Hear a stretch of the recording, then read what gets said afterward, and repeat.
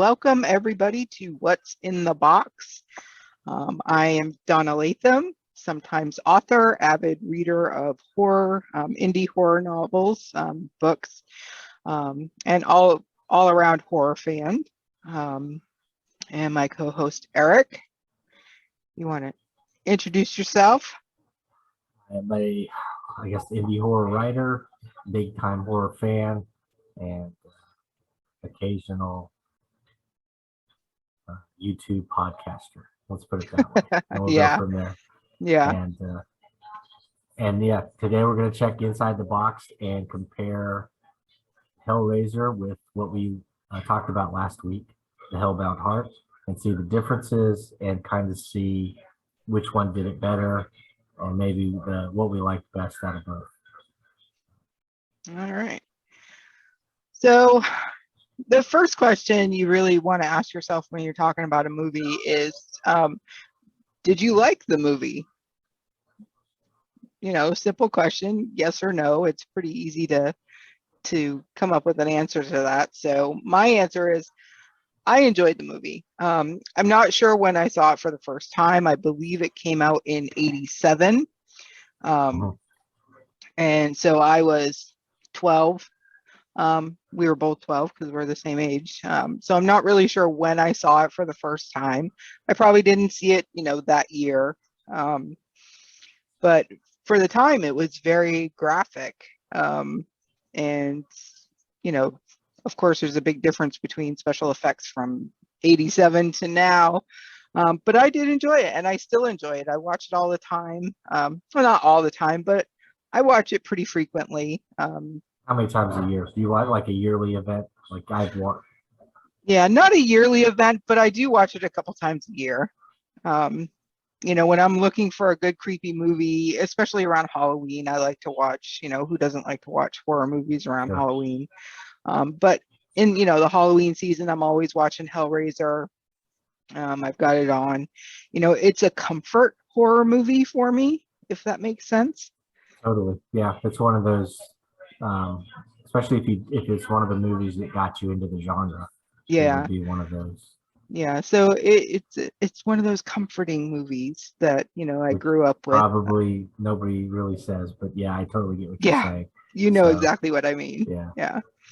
So, so if it came out in '87, which it did, I probably saw it the next year when it came out on VHS, got it at the rental store. I do, that was the thing. That's, I think, how you and I consumed most of our horror, especially early on, was if you weren't getting to see it on the movie channel or HBO, you were getting it at the video store.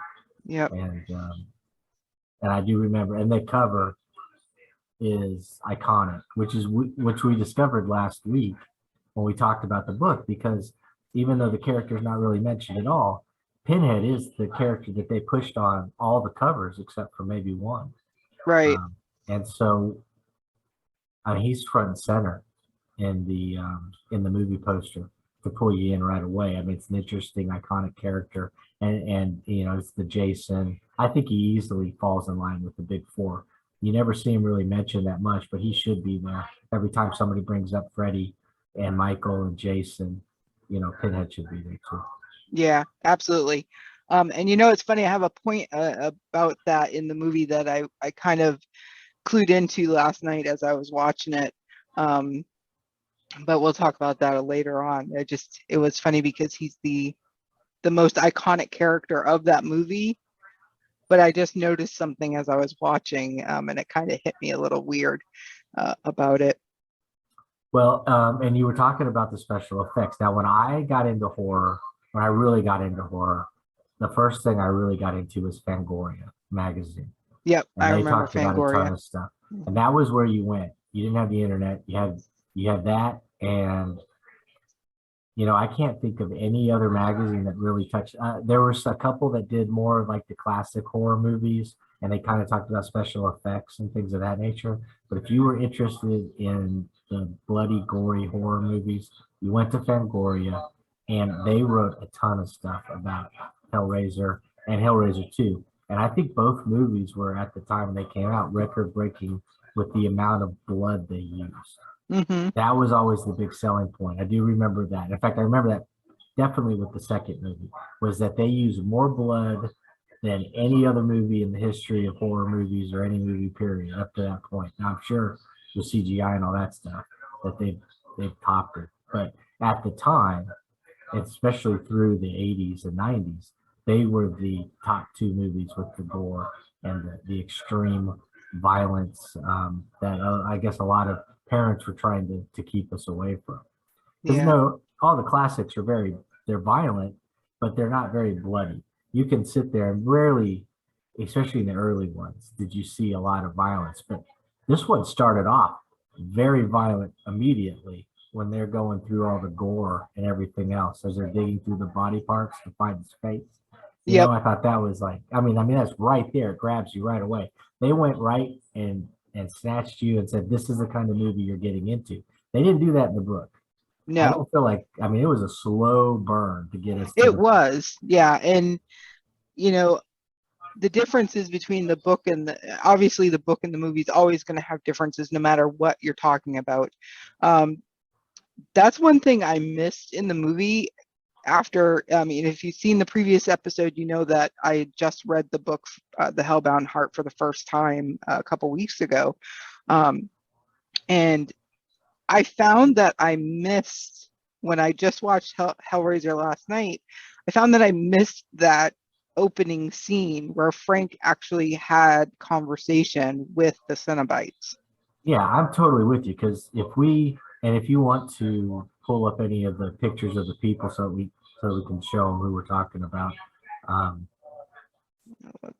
There's the cover. Frank. Yeah, so we have Frank, who I thought they mishandled completely in the movie. I thought the way they did Frank in the movie, it didn't work for me at all, especially when we compared it to the book. In the book, he's seductive. He's charming in his own way. He's still rough around the edges, but the way he manipulates Julia and kind of turns her in the book made sense. It didn't make any sense in the movie.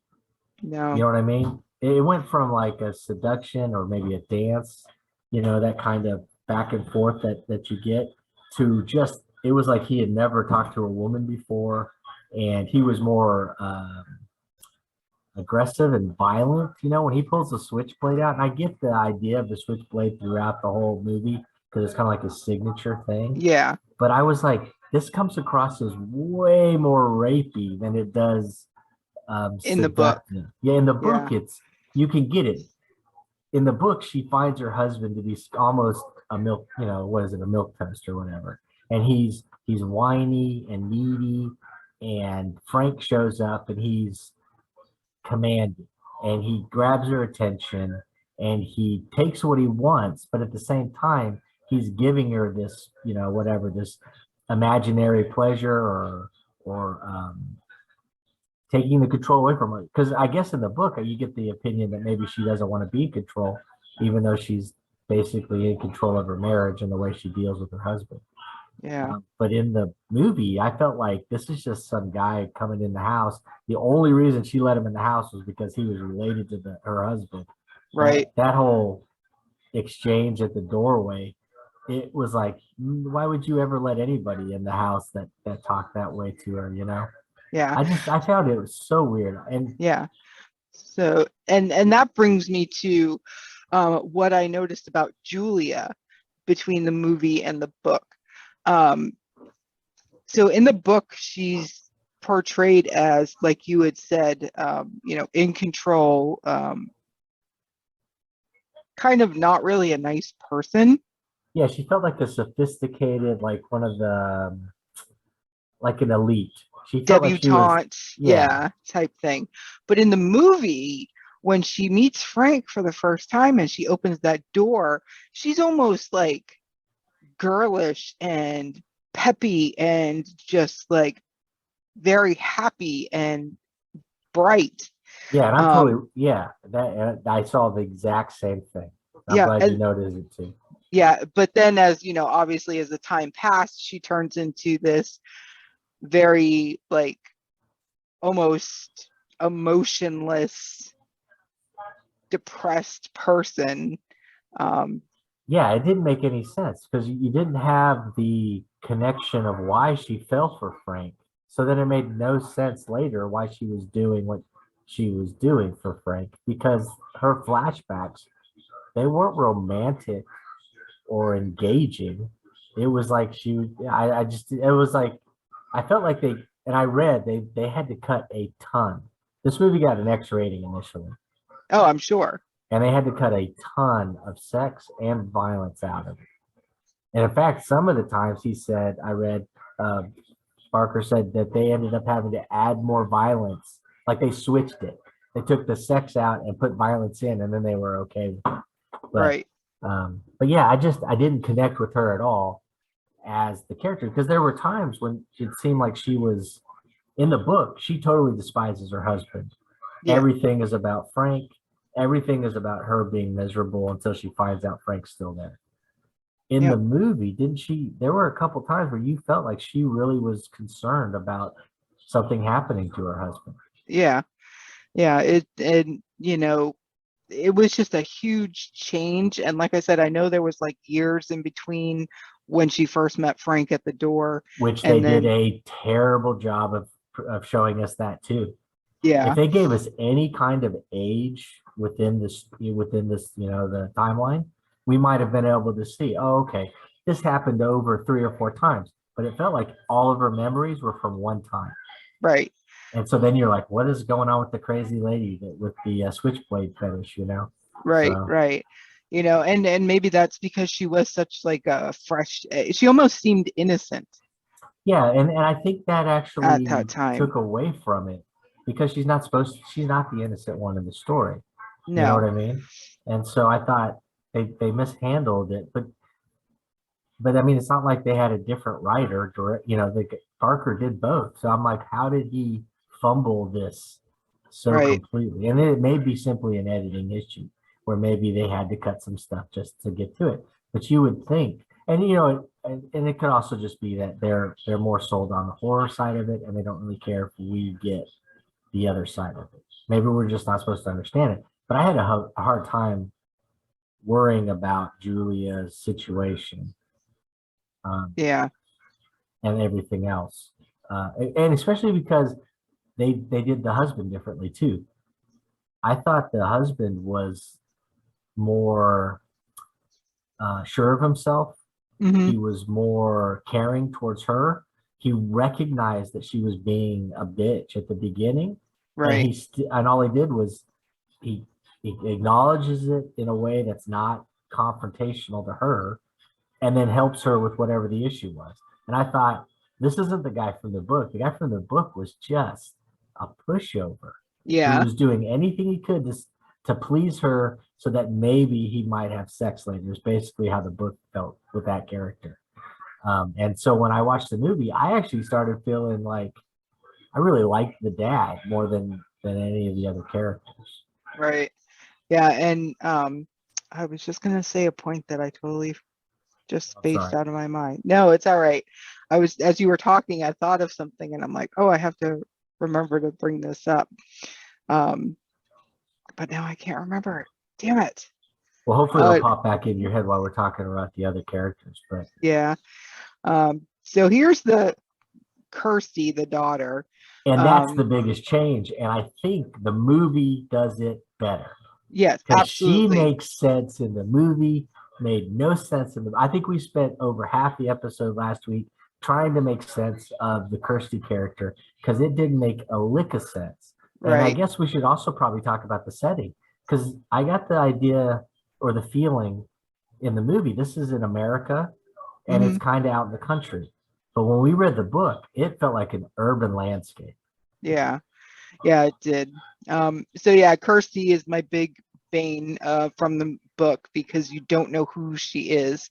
Um, in relation to the other characters, but it's obviously clear um, in the movie that she's the daughter. Not only um, that, but she is fierce and protective of her father, but she's also trying to get along with her stepmother. You Mhm. know, I mean, she is like the perfect final girl. Yeah. I was like, how is she never mentioned when they start talking about that? That's something else that was I found with the movie. I thought she was spectacular. Yeah. And and that's also a difference from the book, because the Kirsty in the book is wishy-washy and timid. Um, but the Kirsty in the movie, like you said, she's the final girl. And of course the Kirsty in the book turned into that final girl and Right. was fierce. But she didn't start off that way. Which made no sense either because it Yeah, wasn't like we could see the buildup. It was just like, you know, she's weak and then boom, all of a sudden she's like, Ripley from Alien. It's like that didn't make exactly. any sense. And Yeah, then the other thing is, and she was a mirror image of the in the book of the person she had the feelings for, which I guess would right. just been her friend or boss. We never could decide what she did, in that capacity. But she was a mirror image of that character. So, and then at the end, he of course doesn't step up, and she does, and brings the conclusion to an end. But I thought in the movie, she was definitely the force behind everything. Yep. She keeps the story going. She definitely does. She definitely does. Who we got next? So the Now, engineer. I put a question mark because is that who we think this guy was? Well, He's that's what I a was going to ask, because I'm not even sure. Like, there's no mention in the book of this random homeless guy who eats crickets. Um, and he's but following her around, keeping yeah, an eye on her. yeah. And then, but in the book, there's the mention of the engineer. It, that character is never really expanded on. You don't know what they look like. Um, they're just supposed to be like, I guess, the leader of the Cenobites, like maybe Well, Pinhead's boss, like, you yeah, that's know? what I was kind of getting to. And I did see a blurb somewhere that said that the movie reimagined some of the characters from the book, and maybe the engineer was one of those characters. And I thought, and I wouldn't have thought that at all until the very end when he steps into the fire to get the box. And then we have the cut scene, and the box is back in the same tea house in China or whatever, and another guy's going to get it. Yeah, And it made me think, well, maybe he's the guy behind all of it. Maybe he's the engineer, and they just didn't explain it to him. So, but he appears enough that I figured he was this big enough character. We should probably touch on it and try and figure out, is that what he was doing, or is it just some homeless person? Well, it could be yeah, just a homeless person. We know that at the end when he catches yeah. on fire. So Yeah, I mean, maybe it was just a character they had to put into, because they knew at the end there has to be some way for the box to get back to the tea house or wherever. and I have a Um, lot of issues with the way they handled that, the box itself, because at the beginning of the thing, Pinhead closes the box, and that's how they make everything go away, right? mhm, But in the book, that's not how it happens, right? Because she finds the box in the right. room. Yep. So I'm wondering, why did they do that? And if he's the one that closed it, then how does the book come back? How does Frank get the box away from him? He didn't escape because of the box. He escaped because of the blood Right. bringing him back to the thing. So I thought that was kind of I don't know, an unnecessary thing having Pinhead close the box. I Yeah. mean, in fact, you wouldn't want the dimension to be closed if you were doing it, because then the blood thing doesn't make much sense either. If you really think about it, you would need Frank to still be there, some part of it. Right. Um, Yep. so I don't know, but I did like the fact that they moved it to the country. I liked the way the house was set up. It felt larger. Hmm. It made more sense when she's screaming in the attic when she first sees Frank for the first time. It makes sense in the movie because she's so above everybody and they're having a loud party. In the book, it felt like she's a floor above them.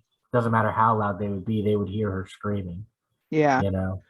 But But then it also doesn't make sense, because she was up there screaming, but then Larry slash Rory could hear like a bang on the wall right from later when Frank. Frank's going crazy, and I think that's more of Frank. I almost felt like Frank was trying to set him up and wanted to take him then, and that's when we get that weird Julia reaction where she doesn't want anything to happen to her husband. even though she's planning on running away with Frank as soon as it's over with. So I do feel like that's where the movie really dropped the ball. They dropped the Yeah. ball in the Frank Julia thing. Didn't make any sense. And so I wish they would have been able to tap some of that energy. But again, we're talking about a movie, so they got to cut stuff. I guess I kind of understand that aspect of it. Yeah. I do really like all of my questions and issues and stuff are saved by them changing Kirsty. Hmm. I mean, she makes it make sense. She at least gives Absolutely. us something. So the rest of it we can forgive. Um, and I wish she would have been that. Well, it only makes sense if she's the daughter in the book, anyways. If she was the same character, the friend or the coworker, and she was that aggressive about everything, they would have probably kicked her out of their lives way before that time, or Right. she would have announced her feelings. So, yeah, no, I thought they did that really well. Did you know that every line of dialogue Frank has is dubbed from a totally different actor? I did not know that. So I'm wondering, I want to see, is it because the guy's accent's terrible, can't act, or what? I'm dying. Or maybe it was because they want to dub everybody into an American accent, because Oh, could that could be. have been it. Because I read somewhere else that they were going to dub over Pinhead too, but they liked his delivery so much they decided to keep him as the original voice speaker too. Oh, So, yeah. Well, um, we're moving on to our favorite people here, the Cenobites. I thought this was pretty cool too, because if you read the book, you didn't get, I don't think this is the picture you get. You don't get Pinhead being front and center. No, In fact, you from what get I the, understand, Butterball's the leader yeah, of, um, and Pinhead was more feminine in the book. yeah. So what I noticed last night as I was watching the movie, Pinhead is supposed to be the leader. He's the most supposed to be supposedly the most terrifying of the Cenobites. If that's the case, why was he the first one sent back? Yeah, that is an interesting question. Is it maybe Because because he was in the room with her? Because she didn't send the girl back until the girl confronted her in the hall. yeah, And then that might be it. Because then the Chatterface guy, he was the third one to come out. He had the veil over his head. And she yep, saw him. And she twisted the box again. And then he disappeared. yeah, Butterball just had the wall fall down on him. We don't even know if he went back. you're right. But I just found it really curious that they'd send the most iconic, and of course, you know, how would they know that Pinhead was going to be the most iconic character of the Right. movie because it had, it was just being filmed, but he was supposed to be like the Cenobite. Like Yeah. you can mess with the others, but don't mess with Pinhead because he's, Well, he's I guess the real deal. the only thing I can think of is that just shows you how powerful the box is. The Yeah. box is, and the rules of the system. The rules are if you close it, then they have to go. If Yeah. you reverse the thing. Now, I didn't like that either. Frank opened it in like 4 seconds. I get that. But there should have been some way that they could have shown that he was frustrated. Because in the book, he is so frustrated he cannot get it to open. He thought he got Hmm. conned. But he opened it pretty quick at the beginning. Right. She opened it in the book because they allowed it to be opened quickly. They left it open for her to manipulate it. I want to say it seemed like they had left it so that it was already like something was already popped or something, and she was able to get that first thing open pretty quickly. Right. But yeah, and then so she opens it with no problem, but then at the end when she's trying to close it, it's all of a sudden super difficult again. Hmm. So, and I get that. I mean, they're just trying to build the tension and stuff, but I felt like they mismanaged the whole way of doing the box and all that stuff. Right. But yeah, they did make it way too easy because I felt that same way in the second movie. They made it way too easy for them to defeat the Cenobites both times, Yeah. and how quickly they were able to dispatch them and send them back home. Now, I think one of the main, I read a thing saying that the guy that plays Pinhead, he was given the opportunity to pick Pinhead, and they had it. I think it just was Cenobite, with a number or something. or one of the movers. And he initially said, "Can I be one of the movers?" Because he was new to film and he wanted his face to be seen. He didn't want to be all slopped over with the makeup. So he almost lost Oh out wow. on iconic character because he's Pinhead in all the other movies and stuff. I'm sure that's his, claim to fame. Yeah, So for I thought sure. that was hilarious. The other thing I read that was funny was that the Butterball and the Chatter guy, they're supposed to talk in the movie, but they couldn't because the makeup made it so difficult. So their lines were given to Pinhead and the female. So they got a few more lines out of it too, which helped build them as more iconic characters. Although the Chatter guy is pretty iconic. He doesn't really need to say anything. He's probably the scariest looking one of the four, Yeah. especially when his teeth are going and stuff. Oh yeah, that freaked me out. I remember that. And I Wasn't there remember, was I can't remember which one. Probably in like 3. Wasn't there like a DVD one, a DVD or a CD, Cenobite? For some reason that sticks in my mind because I haven't seen all of them, as we yes, I were do. talking about. I think so. And I'm sure anybody watching this that's a fan of Hellraiser is probably screaming at the screen right now, telling us that we're idiots for not knowing it. But yeah, Right, right. I think it was 3 that had something that happened like that, where they started to Yeah, manipulate some of the more modern things, and when they had the technology to do that. right, So let's go. I mean, I looked it up. They're looking at a budget of $1 million, which isn't much even in '87. That wasn't a big budget. The special effects they were able to pull off and um, the main villains, their look is amazing for that kind of a budget. right. So I mean, it's just especially, and then when you look at the second movie, when they expounded on some of the stuff, and they actually take us to the other side and they show us some of that world, and with the giant worm thing and all that other stuff. Uh, and I'm sure that budget was bigger too. That's probably why they were able to expound it. But if they wouldn't have hit it out of the park with this movie, I don't think we would have seen any more Hellraisers or even seen Pinhead. But by focusing on those two characters, I think he did a really good job. From what I understand, they made 20 million off of that movie. Wow. So I mean, in '87 for a horror movie to make that much money, it's a big deal. Yeah, yeah. So our last character we touched on, Rory, Larry. Yeah. So I'm Larry in the movie, Rory in the in the book. book. Is Rory an English name? Is that the reason why they changed it? Because I'm Uh, thinking that's the only thing I could think of. All yeah, the other maybe. names are close enough, both sides of the pond. You could have that, but I don't think I know too many Rorys. Yeah. Yeah, I don't know. And when I was first reading the book, I'm like, Rory, that's a weird name. And then I started thinking, because it had been a little while since I had last seen the movie. I'm like, thinking to myself, I'm like, did they even say his name in the movie? And then as I was rewatching it last night, I'm like, I was paying, because I was trying to really compare the book to the movie this time that I was watching it. And I'm like, oh, yeah, he's got a different name. Um, So, it's really different when you're watching a movie just to watch and enjoy it, but when you're actually trying to pay attention and Yeah, it's because all the little details. to make note of things.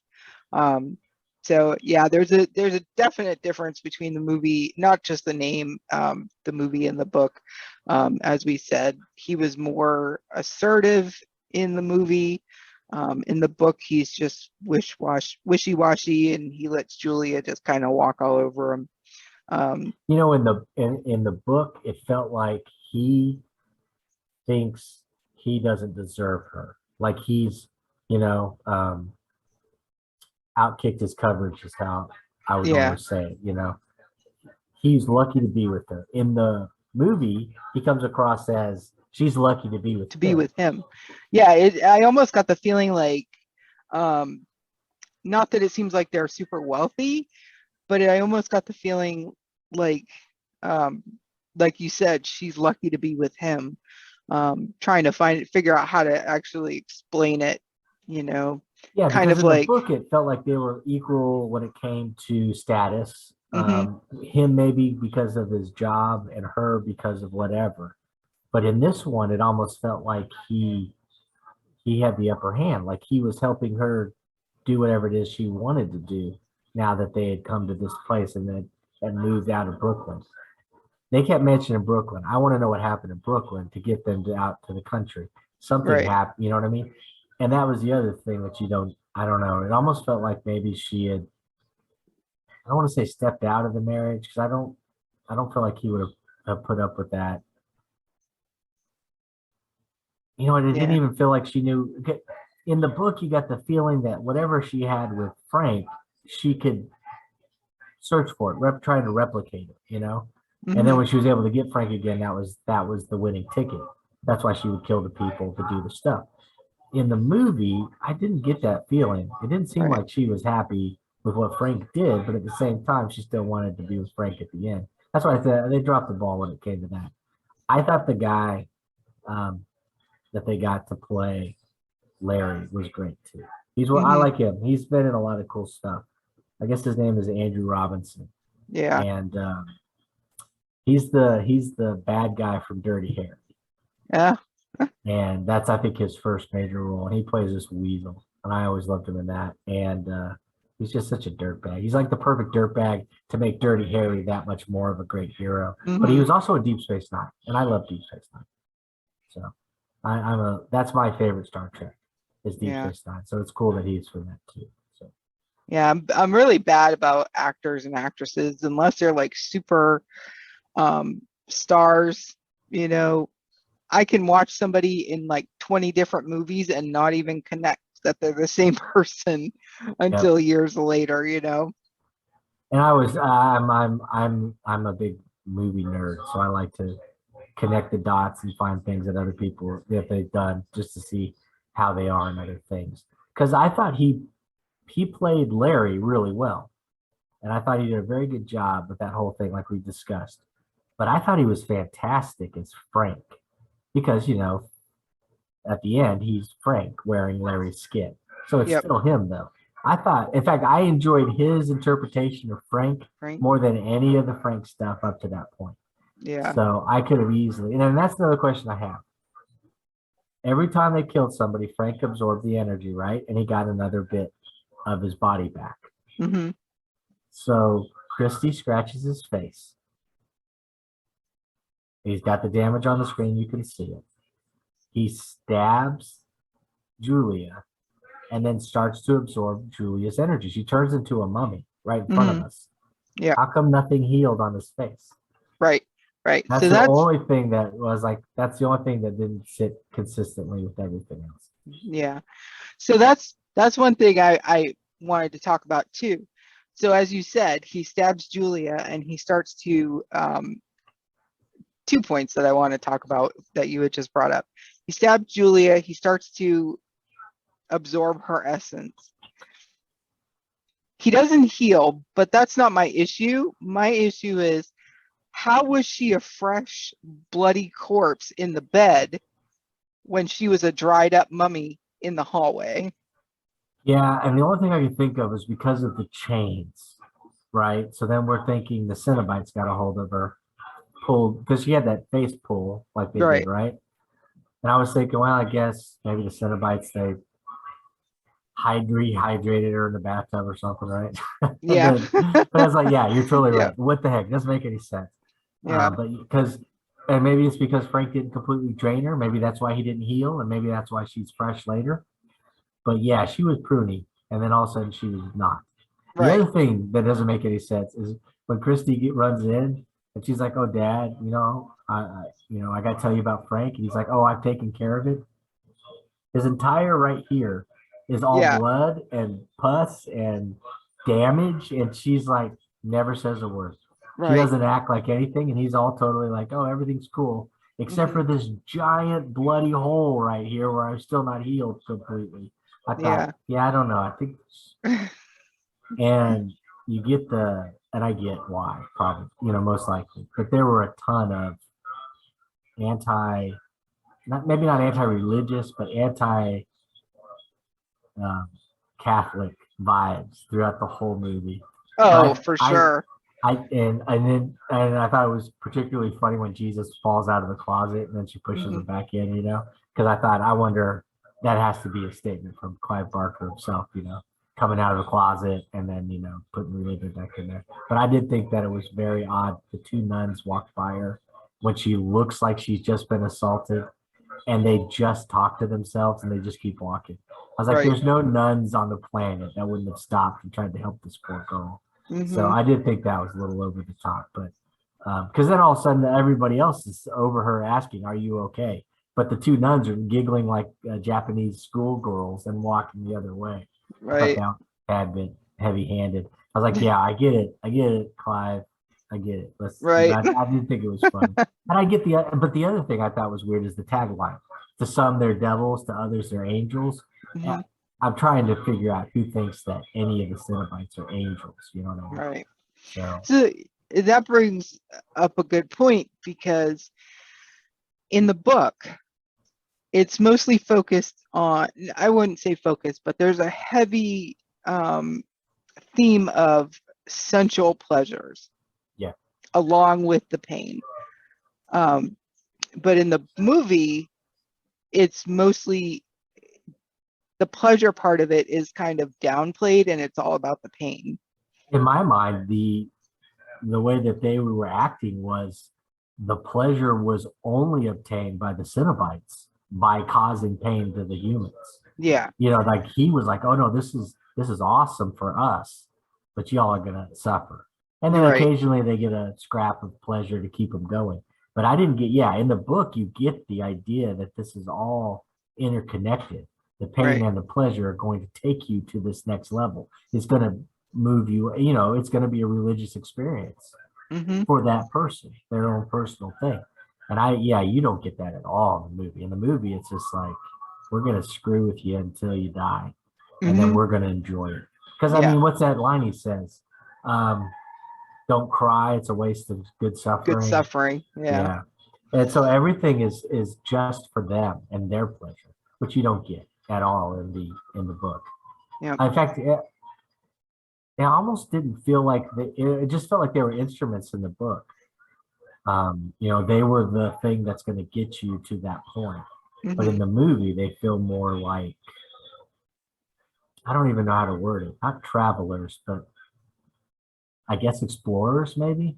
Right. Like they're exploring their realm of pain and pleasure and all that stuff. Which I'm sure they explain that more in what did you say there were? There were 8 of these movies? Yeah, something. So I've got to touch on this later on. Now I do remember, I think in the third one, isn't that the one where they show us Pinhead? No, the second one shows us Pinhead. That's the second one, yeah. And then the third one, I think, shows us the box being created. Yeah. I don't really remember the third one. That's probably the last one I saw, because I know I haven't seen 5, 6, and 7. I saw, like I told you, I saw the most recent one, Judgment, which I was actually surprised how much I liked it. I'll have to check it out, because I haven't checked anything after 3. I don't think. The ending was phenomenal. It was like chef kiss. It was. And you know perfect. what? I think the cool thing about that is that we've got to the point now where some of these direct-to-video, direct-to-streaming service movies have enough budget so they can give us a good movie. It's not like Sharknado or whatever, where you've got a limited budget and they just try and cram everything in with their CGI and stuff. Yeah, and I'm a good movie. I'm not a huge fan of lots of sequels like the Jason. Sacrilege, you're back. I know. That's why dangerous waters. We're gonna get canceled. Second episode, we're canceled. Choose my words wisely. But the longer things go on, the worse they get. Yeah, when you get people trying to be clever and put their own spin on something, yeah, they take a good idea and they water it down, or they go into an opposite direction that makes no sense whatsoever. Right. Yeah, I totally get what you're saying. So I'm just like, I'm not a huge fan of sequels. It's just like, you can name a bunch off the top of your head. Halloween, Nightmare on Elm Street, Friday the 13th. They're all really cheap to make, and they all make money. Mm-hmm. Except for Halloween didn't. When they got into the 4, 5, and 6, they started to lose money, and that's when you started seeing them change the formula. Same thing with Nightmare. I think 6 lost, made less than the movie before, and that's when they started pulling the plugs on them. Yeah, and then they had to do the crossover, Freddy versus Jason, or was it Freddy Yes. versus Jason or something? Yes. And that Yeah. actually, and I avoided that movie for years. And I thought, what a ridiculous idea. It was during my dark period when my son was very young and I didn't go to see a lot of horror movies in the theater and stuff. And I watched it, I want to say about a year ago because I got the box set. I said, well, I've never seen it. I'll sit down. Super entertaining. I was shocked at how good it was. Really? It is amazing. It takes everything that is fun about a Freddy movie and adds it with everything that's cool about the Jason movies. The dynamic of his overpowering Freddy, because Freddy comes across as kind of like a scrawny little uh, bitch against Yeah. Jason. It's Jason's a Jason. hulking thing. Hmm. It was way better, I thought, and it was better than some of the sequels that you're talking about. Yeah. They and I think that's the cool thing about some of these reboots is that we'll get one or two, three or four sequels that are terrible because they're just a part of the thing. And then we get fresh blood into the studios, they reboot something, and occasionally those are pretty good. And we get a reset of some of the movies and the monsters and stuff. Now, I don't know about the Hellraisers though. Maybe that's what happened. Maybe that last Hellraiser was a new studio guy. And Yeah, that's why that maybe. one was so good. But I definitely gonna check out the last one. Yeah. I've never heard anybody talk about the 4, 5, and 6 and 7 Yeah. Hellraisers. Nobody ever comes out and stamps their foot for those movies. Yeah. Always fun.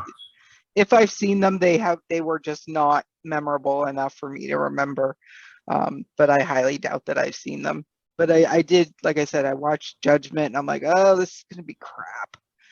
Because it's like 8, I think, and I really enjoyed it. It was really good, and the ending is what clinched it for me. I'm just like, perfect. Did you like it more? Well, let's rate the 3, 1, 2, and 8. Did you think it was better than the first 2? On par? Same thing? Or I think it was on par with the first 2. It's really hard to explain. You do get a little bit more insight into the Cenobites world. see, and that's interesting to me. Yeah, not just what happens when you open the box and they come for you. And they tried to do that with 2, but that was 88, 89, and they still didn't have the technology or the budget really to jump in there. Yeah. So the one you're talking about probably could do a ton more. Yeah, and this guy ended up like being in the Cenobites world, and trying to figure out how to defeat the Cenobites, for the final defeat of Pinhead. And it was really good.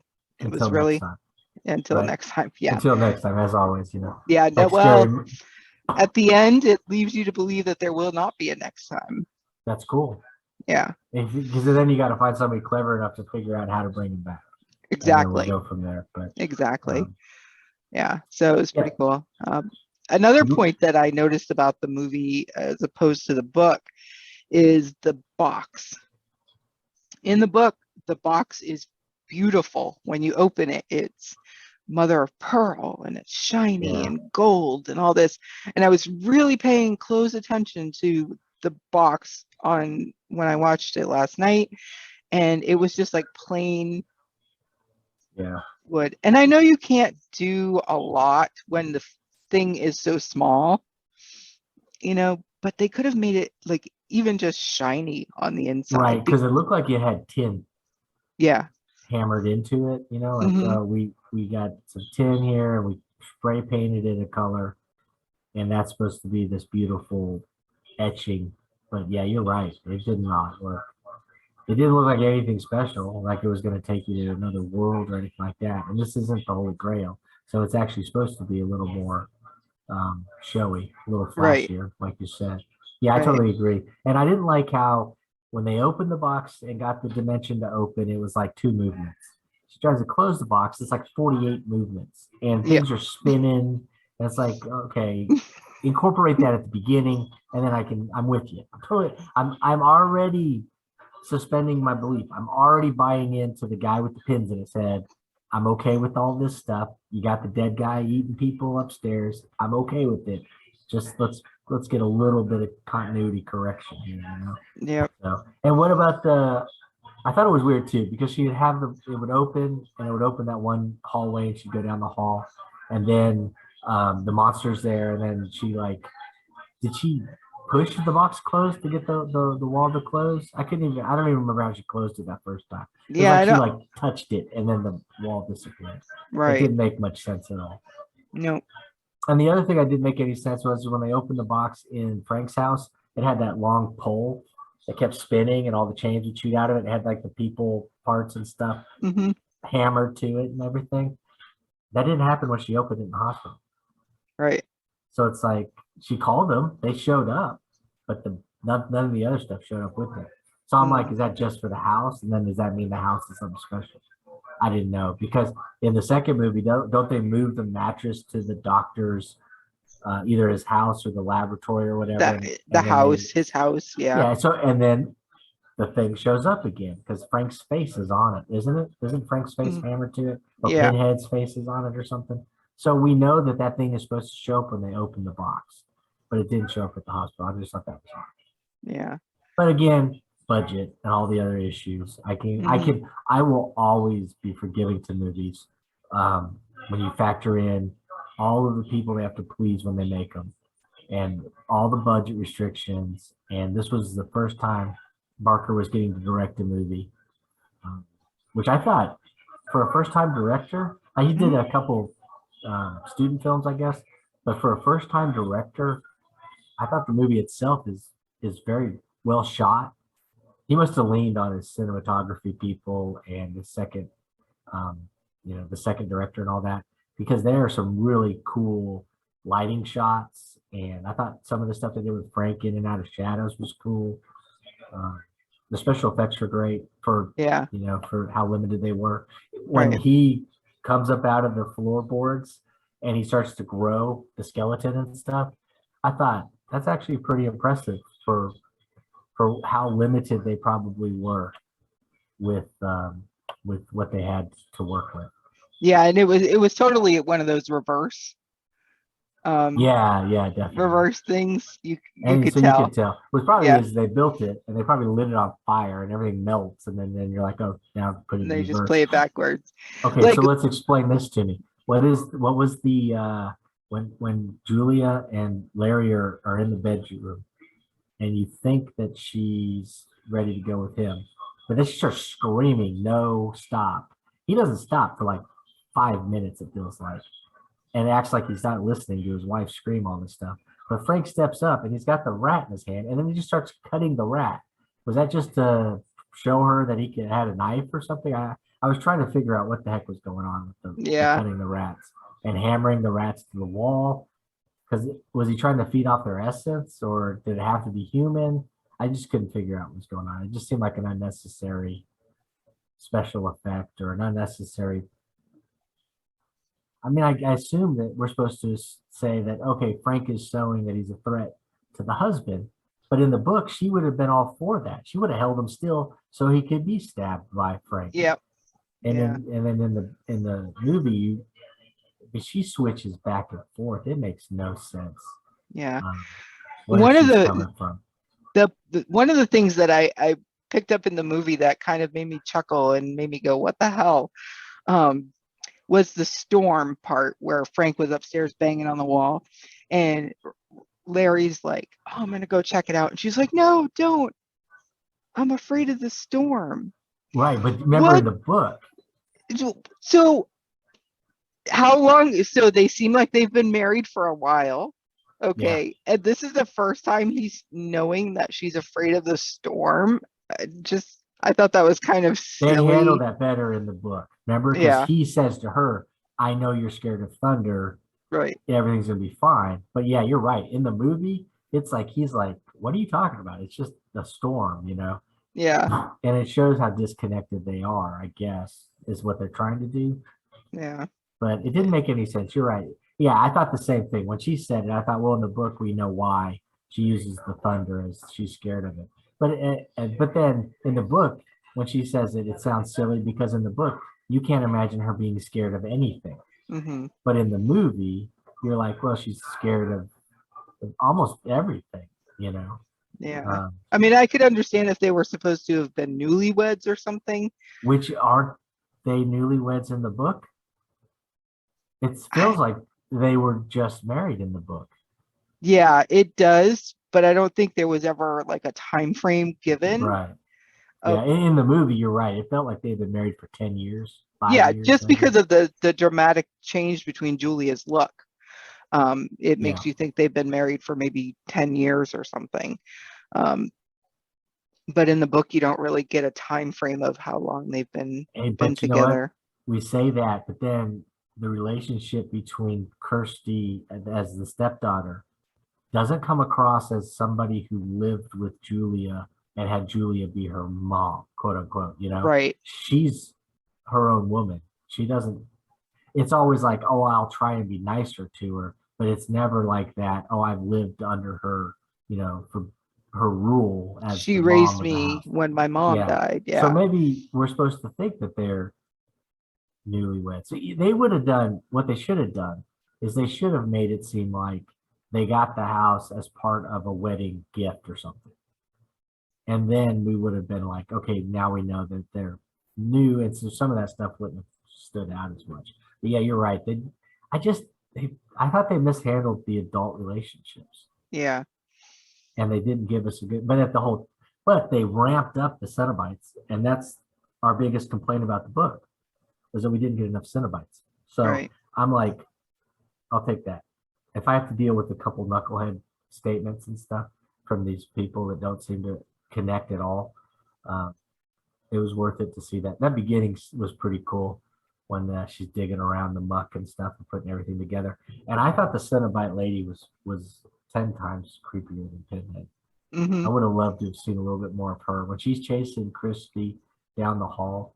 I thought that was hilarious. Yeah. Yeah. And And the Chatterbox guy is way more creepier than yes, Pinhead but with his Pinhead is teeth. more demanding, more in control. You get that feel when you get the I let's say I read that somebody told Barker told them you're like the head surgeon at a hospital that is constantly doing surgeries and never stops. And I want you to have that kind of control over the room. You control everybody. You tell them what they're doing. You are the final word or something of that nature. And I thought he did a great job carrying that Hmm. off. But from Yeah. what I understand, the guy's like he was like a film or a stage actor forever before he even tried out for this role. So he probably had a whole bunch of experience under his belt. But this was the first movie, really the first major role that the Kirsty lady had. Yeah, She was because it in said introducing Ashley Lawrence. Yeah. Yeah, I went and looked. She had been in one episode of a sitcom and an episode of a soap opera, I think, and then this movie. Yeah. And I, at no point did I think she's having trouble staying up with the rest of these people. Because, like I said, the main guy, the guy playing Larry, he's a big actor. He's been in a ton of stuff. And I guess the lady that plays Julia is pretty popular or big in England, but I really couldn't place her in anything. And when I Yeah. looked at her IMDb page, I was like, well, I don't really recognize anything here that I've ever seen before. I almost felt like she was miscast. Mm. So I don't know. I wasn't blown away. I guess physically she fit the look of what we were made to believe from the book, you know, the way that she was described. But I don't know if she pulled it off. And that could have been poor writing on the script more than Right. just her performance. But Yeah. in the end, it didn't matter. I think what we were there for was to watch Pinhead and the guys Yep. torture these people. So One of I the w- things I liked about the movie, and this may not make sense, but I liked how it was gory, but it wasn't necessarily violent. yeah, Really, the only instances of violence in the movie was when Julia killed the guys so Frank could eat them, yeah, and the hooks. and I the guess hooks. if you count that. Yeah. And I really don't find that as violence. I count that myself personally as gore. Um, but there really wasn't like somebody getting stabbed over and over Yeah, again, you know? I'll be honest with Um, you. I'm 10 times worse with the hammer than I would be with the knife. I'd much rather watch her stab somebody, but man, when she starts wailing on with that hammer, I was like, God dang, man, calm Yeah. down. So that's the one thing I remember as a kid watching it was the hammer. Because when Hmm. I went into this movie, I thought, man, this is going to be, if I remember correctly, this is going to be brutal. And it wasn't near as bad as I remember, of course. You know, everything builds up in your head, but I don't think I've seen it since I was a kid. So it was pretty fresh when I saw it this time. But yeah, you're right, and I think it's the Texas Chainsaw thing, you know, where everybody thinks that's the most violent movie they've ever seen, but when you really go back and look at it, there's barely any blood at all, and you don't see much of the violence at all. It's all in your head. Yep. They always cut it and let you play it out, as everybody knows. You know, uh, as people, we're gonna always come up with the worst end game usually if we are allowed to let our imaginations run free. Absolutely. But yeah, you're right. I was expecting a lot more. I'm not a big fan of that genre of um, I don't know, torture, horror, or however you want to call it. You know, like the hostels and all that stuff. I'm just not a big fan of that, just for violence sake kind of stuff. Hmm. But I didn't feel like this movie had that. No, definitely But didn't. I do think going into it, I thought it did Hmm. from my memory. And I'm not tell you one of my least favorite movies as you know growing up as a kid was a man called Horse because of that stupid they hook him up and they hang him and they do Hmm. that always haunted me. Yeah. So that I do a little skirmish when they do the hooks in the guy's skin, but I thought they did it really well. The close ups when they did it, the far away when they everything they did, I thought it worked really well, and it wasn't like you said unnecessarily violent, Yeah. which is kind of surprising because in the book you kind of felt like that violence was necessary for them to get to the next step of whatever this pleasure plateau was they were going towards. And in this one, it felt like it was more contained, Yeah. Um, which is also surprising why they use so much blood. You know, right. so it is very gory in that aspect. And of course, you do have a guy, a 6 foot man that has no skin. So a lot of blood's going to be used there. Yeah. Yeah, for sure.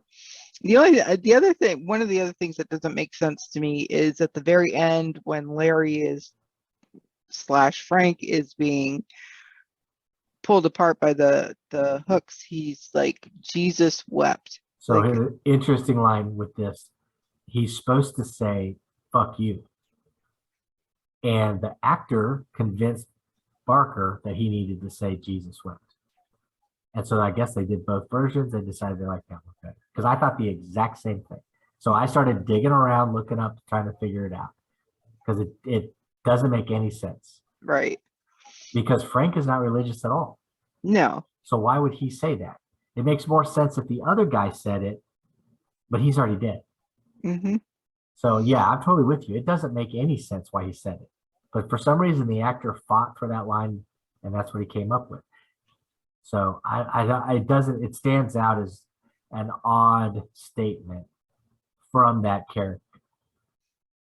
Yeah, And, because there's really no mention of like heaven and hell. Like, yeah, right. there's Except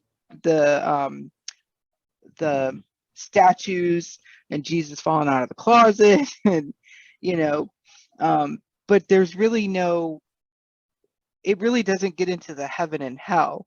right. Except for the one time he does say, because it's on, like I said, it's on the poster too. He does say some people think of us as demons and some people think of us as angels or whatever. So there is that little nugget of maybe they are possibly mistaken for spiritual beings. But you're right. The 100%, the only reason there's all that stuff going on in that house is because Frank and Larry's mother was religious. Right. And so it's her house. It's filled with, but he says it at the beginning. I don't have any connection with any of this stuff. We can just pitch it out if we want to. I don't care about it. So it doesn't make any sense for Frank, who we already know has rejected everything in his quest for the ultimate pleasure, to say anything about Jesus wept because it just doesn't make any sense. And you're right there. Yeah, I was trying to figure out why. Now it's a cool line. Hmm. And if you had a stronger religious tie with the character, then it would make sense, I think. Or what if it might have made more sense if Pinhead said Hmm. when it happened? Because Yeah. then he can say, well, this thing that's going on is so just, beautiful or traumatic or whatever it is that's going on in Pinhead's head that he thinks, okay, this is on par of the Jesus wept story, and then that would make more sense. But it doesn't make any sense. You're right for Frank to say. But I loved, like I said, when the guy that was Larry becomes Frank. I thought his portrayal was really good and creepy, Hmm. and he did a really good job of, was the stupid catch line, "Come to Daddy," something like Yeah. that. So Come that's how to you know daddy. that they had changed it. Yeah. So I thought that was an interesting thing. I felt like they shoehorned that in way too early in the movie. Because when he's like, skinless, and he says, "Come to Daddy," it's Frank, Uncle Frank. Um, so that we could later know that when he says, "Come to Daddy," she'll know who it is. Um, Yeah. I did think that was a little shoehorned in, but you got to do what you got to do to get your things in there. So, Right. but overall, I thought the movie was, it was entertaining. It was fun, and I think Pinhead needs more love. He Um, and definitely does. and I guess we need to sit down and watch the other movies and see if he gets the love that he deserves. But yeah, I thought it was well done, especially when you look at the budget they had and everything else. The movie they put together in '87 is it's pretty impressive. That Yeah. holds up to today. I would Yeah. say that it does hold up. Yeah. What another thing that's interesting about this is the book was released in 86. The movie came out in 87. That's really fast Yes, especially if you turnaround. have the same creator doing it. Yeah. So I So don't know. I mean, it just seems really fast to me that the book would be released in 86 and then come out in 87. So I don't know if Barker had that in his mind already because he was on, did Hellraiser, the right, movie. So maybe it was in his mind the whole time that after he wrote this book and published it, he's like, this would make a really good movie, and sought out a screenwriter, or maybe he wrote the screenplay I'm himself. pretty sure he wrote it himself. He might have had somebody ghostwrite with him, but I'm pretty sure he's credited as the writer and the director. Um, Yeah. I So yeah, bet I you, guess you that know makes what? more sense. I bet you this is what he did. He sold it, and when he sold it, he turned around and immediately sold the rights to a studio and said, "The only way you guys get to make this movie is I get to write and direct it," because that's what sometimes they'll do that. I think even King has done that before, where he'll be like, "Okay, I want to do this one." Maximum Overdrive, I think. He's like, "You guys can make this movie, and I get to direct it." Something like that. I think the writers that have that little bit more control over their stuff, and he was, as we discussed last week, he was the darling of the horror world at that time. So he was probably able to get away with that. Yeah. But all in all, I got to say, like you said, it's a great movie. It's definitely a jumping off point for modern horror. Um, I'd recommend it. I'd watch it. I do watch it over and over again. I will never get tired of watching it. Um, it's, like I said, a comfort horror movie. Everybody Yes, has that's into horror has that one or two or three movies that they watch on a regular basis. They're just comforting, and maybe it's because it brings me back to the VHS days, and maybe I'm trying to ignore how old I am. you know. right. Yeah, I'm with you there. I do enjoy going back and thinking about those cool days. Uh, Yeah. so this is what we're going to do. We're going to break down the books. We're going to break down the movie, and we're going to compare the two and see where they went off the thing. I think the overall, I think switching Kirsty to the daughter and giving her a spine, I think the movie wins. Hands down, the Yep. movie's. But I do still think that the book's decent enough that, I mean, the blueprints are there. So, of course, you have to give hats off to the book for coming up with the idea. But he pivoted when he made the movie. And it's the same creator, so we get to see what he did with the new ideas. I do think that he put out a better product with the movie, even with the limitations and all the things that we kind of made fun of and poked at. Um, Yeah. I And just think, so people understand, like, just because we're pointing out things that we didn't like or we didn't understand doesn't mean we did not like the movie. oh, definitely. And the same with Yeah. the books. You know, Yeah. I found the book more enjoyable this last time than I did when I read it the first time when I was, you know, in 87 or 88, Hmm. whenever I did read it. So, um, but I definitely see, let's put it this way. I'd much rather go see another Clive Barker movie tonight than go read a Clive Barker book. Yeah. That was the reaction I had. You know, I was like, yeah. And we know, I mean, he's done 3 or 4 movies. So it's not like he doesn't have any other stuff out there that he personally directed of his own stuff. But I definitely liked the movie more. And I do like, and I think part of the reason we like the movie more is as a visual thing, they knocked it out of the park with the way Yep. the Cenobites look. And I don't feel like he did a very good job of describing them to us in the book. Correct. Yeah. Not enough to grab your attention and make you be like, oh my God, I need more. Which Yeah. we did feel that way. We felt like we need more. But boy, one look at those 4, especially at the beginning of the movie, and you're like, good Lord, what is this? I gotta sit here and watch this. So, Yeah. So I that's guess our. I was just saying the other thing we should have started with, which we talked about last week. Should have said spoiler alert. We're gonna deep Yeah. dive into these. We talked Maybe about we a should lot just of start. stuff. First thing, we'll just start saying spoiler alert. I know I keep thinking it, and then we start, and I get excited. We're going to talk about it, and I don't think I just dive into it. We start Yeah. telling people. We just ruined the entire movie for everybody who Yeah. hasn't So seen it. sorry if you've Yeah. never seen it before. Whoops. Whoopsies. So I guess now it's time to get into the not Stephen King book of the week. And I believe, Eric, you picked out a great one.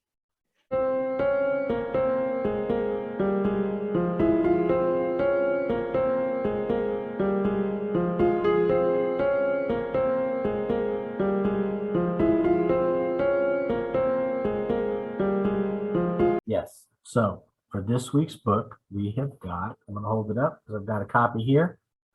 We got Sour by Tony Evans.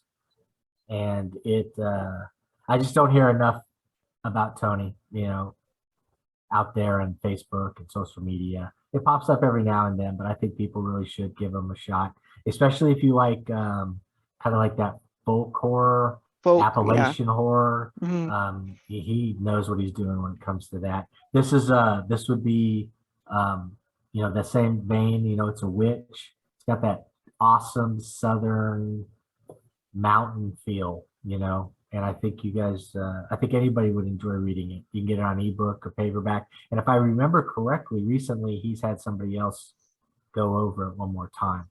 So he's cleaned up a little bit more of it. Because sometimes that happens with indie writers. You know, sometimes we have to go over things 2 or 3 times. I've had to take Poplick and give somebody else another, have somebody else go over it again with an edit to clean up a couple things I missed the first time. So, so it's even tighter and that much more mountainy, witchy goodness. So you need to go out and check Sour by Tony Evans, and I'll have the link down below so that you guys can just go straight there.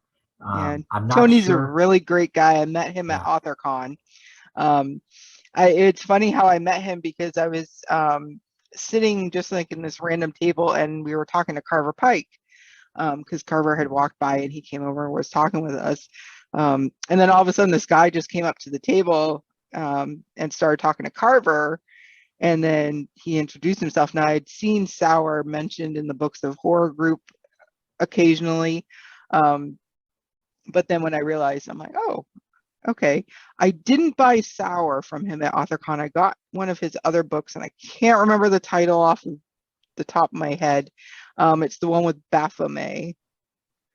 So it's a demon book. I can't think. But you know, Tony's a great guy. And from what I've heard, Sour is like really good. Yes, and he's got, I want to say he's got a handful of stuff out there. He's got some, I think he's been in some collections and anthologies, and he's also got his own stuff out there. And he's working on new stuff all the time. So he's definitely somebody you guys want to jump on, check him out, and give him a shot. And then I'm sure we'll have a new author for you guys next week. Yep. Yeah. All right. So I guess we'll wrap it up. Thank you for joining us and seeing what we have in the box. Next week, do we want to say what we're going to do next week for people, or leave it a mystery? Yes.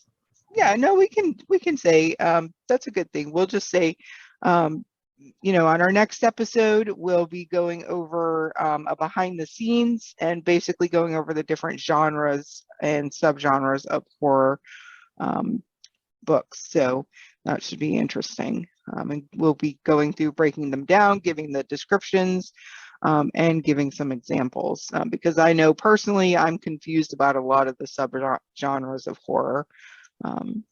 Yeah, it'll be a fun time, and I'm sure we'll miss somebody's favorite subgenre, and we'll get a nice note telling us that we didn't talk about left foot horror or Yeah.